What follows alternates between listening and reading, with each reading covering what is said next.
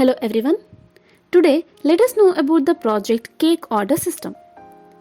The Cake Order System is a VB.NET project with a database server SQL.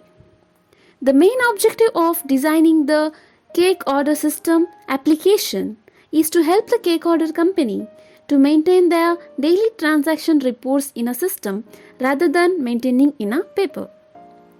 The system has two users, that is admin and the employee. The admin has the complete authority over the system, whereas the employee has the limited access authority.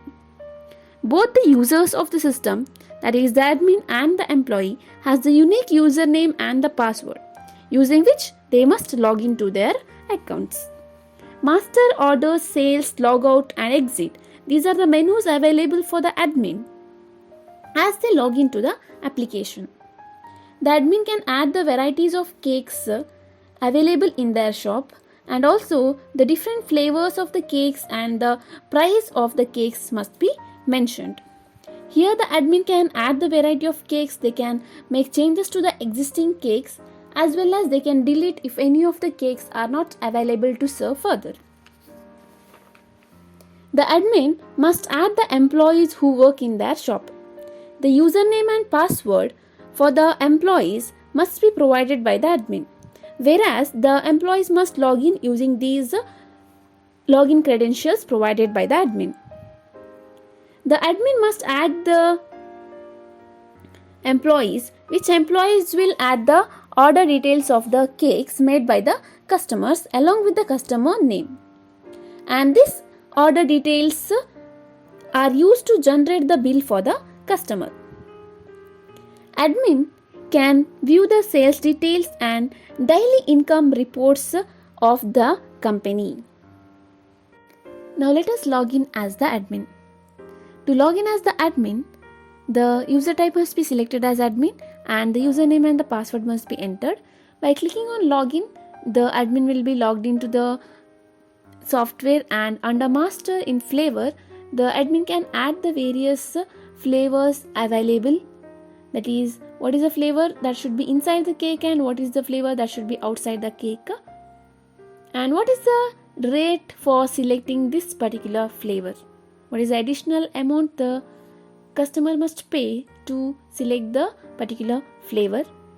And once it is added, by selecting on any data, this data will display on the cells here, and by clicking on delete, the data can be deleted, and also by clicking on the data, the changes can be made to the data. We can see the data is appeared now, and we can make changes to the rate, and by clicking on update, it will be updated to the database. Under cakes, here the different varieties of cakes that are available must be mentioned by the admin, and name of the cake must be entered, and what is the cost per kg for that particular cake must be entered. Once it is added, it can be viewed here, and this can be deleted or edited also. We can edit, we can change the amount, we can increase or decrease the amount. We can see that it is updated in the database, and by selecting on any data and clicking on delete, the record will be deleted.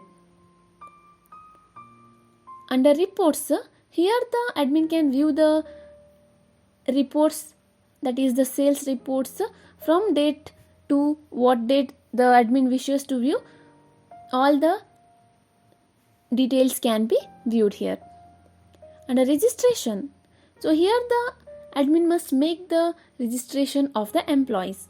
So here the user type must be selected as receptionist for the employee. The username and the password must be entered. So this will be provided to the employee manually by the admin. Once they are registered, they can be viewed here, they can be updated as well as deleted. Now let us log out from the admin and let us log in as the receptionist, that is the employee. Once the employee logs in, they must use the username and password for the login, and once they logs in, under order, The employee can take the order of the customers. While taking the order of the customer's name must be entered and the contact details of the customer is required. Then the cake type must be selected, and what is the stuffings needed, what is the flavors inside and outside is required must be selected.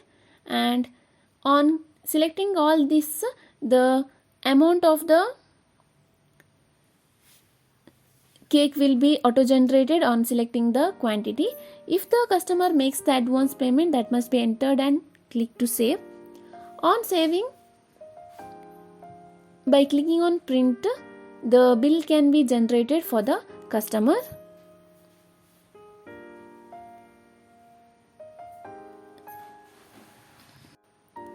The generated bill will be given for the customer. So we can see here the advance payment and the pending payment is available to view in the bill.